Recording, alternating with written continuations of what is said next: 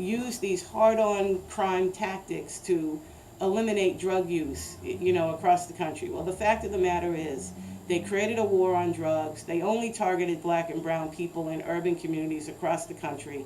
And as a result of that, they only found drugs in those areas, okay? And so they ramped up the penalties for drug use and for drug sales, and it took us down this very slippery slope of having, more than 2.5 million people currently incarcerated in this country, the largest incarceration population of the world, but also led to this uptick in incarceration of predominantly black women as well.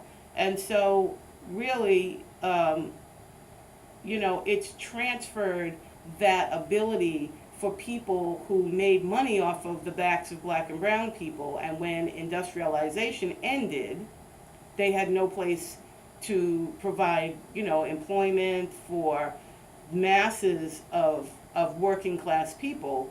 And so they created a prison industrial complex to create those jobs for people, but they're not jobs necessarily for the people who, the purpose of the black and brown man was to be the commodity that was placed into those prisons, okay? So we're now controlled by a lot of private prisons. Private prisons are traded on the stock market, and the 13th Amendment of the Constitution makes slavery illegal except for a person convicted of a crime. So it's legal slavery. We're selling black and brown bodies on the stock market, and it's all due to this scheme that was created called the war on drugs, right? So when those of us who advocate for an end to the war on drugs, we're not advocating for somebody to go out and find our brother and lock him up. That's not what the war on drugs means. Ending the war on drugs, means just stopping, mostly decriminalization or legalization, to create those things so that we can stop incarcerating predominantly black and brown people for selling or using drugs. Now that's a whole nother conversation that other people still don't get. Like, why would you want to, legalize drugs? What is it about that would make a difference? But it actually would make a difference, because as long as drugs are illegal, we create that stigma that allows people to not get the help they need.